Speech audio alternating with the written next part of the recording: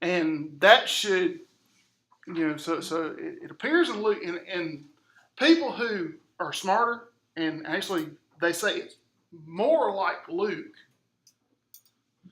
It seems it's more linguistically like Luke than John. So probably it's maybe a piece of Luke that came loose and somebody just happened to stick it in. Or maybe it's some of those writings that Luke mentions in the very beginning that many have endeavored.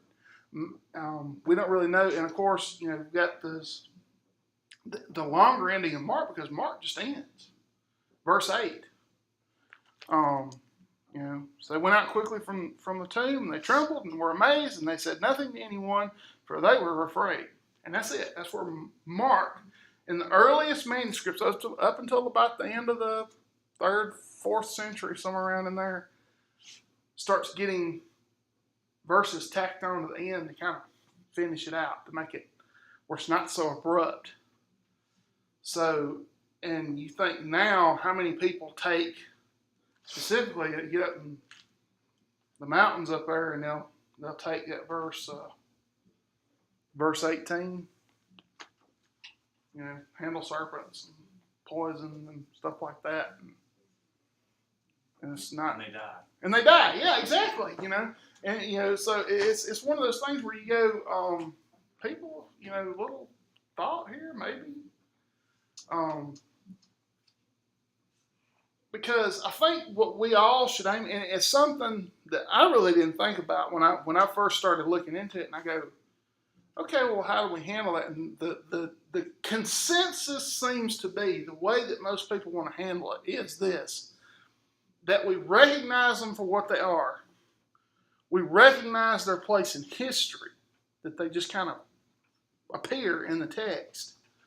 And we don't airbrush them out. We don't eliminate them because they've become entrenched in the tradition, in the transmission of the text.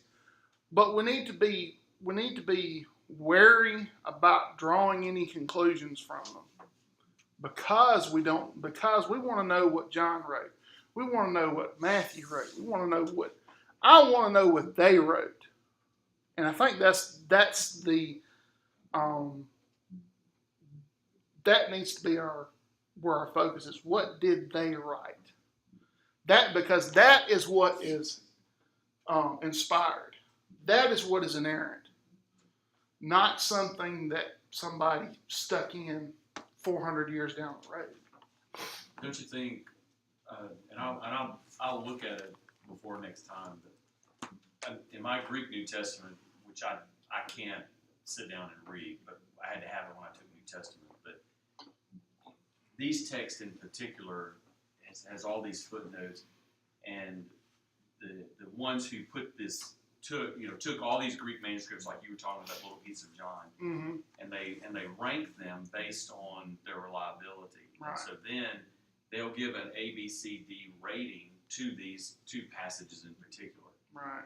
And my opinion has always been the fact that they can't totally write them out.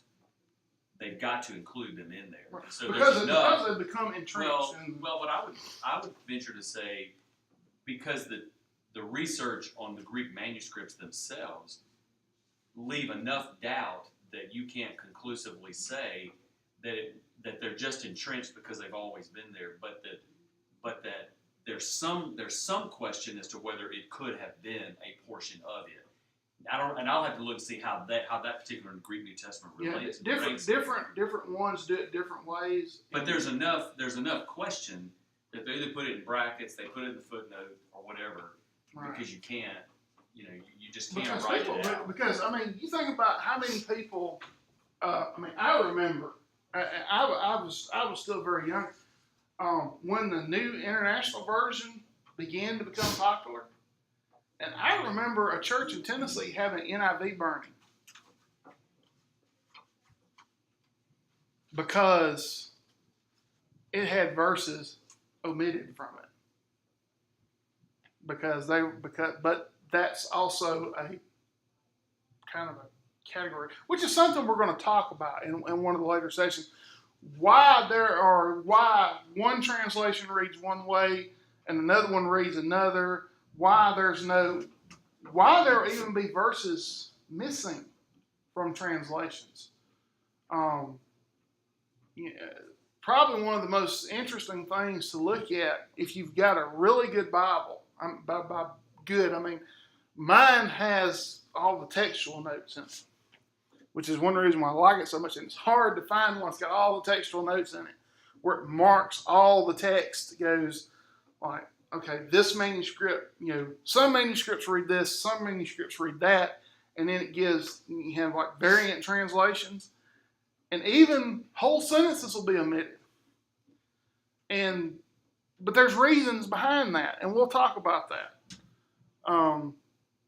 It's an interesting thing to get into because you go, well, maybe, because how many people put the translation as the standard rather than what was written, which is really, which is something we're going to look at, which is when we get into looking at inerrancy, it's one of those things we're going to talk about, because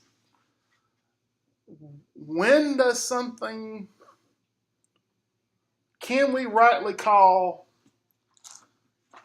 a translation inerrant? Can we rightly call it the Word of God? Can we, where's your standard when it comes to these things? How do you judge a good translation from a bad translation? What do things like NIV, ESV, New King James, what do those terms really mean? So that when you look at a Bible, you can go, okay, I know if I get that, I could have a problem, but if I get this one, it'll be a little better. Where do these things fall on the spectrum? And I think that's something to think about and consider. So anything else? Any other questions or thoughts? Or you didn't go to sleep, Mr. Ryden? No, I'm interested.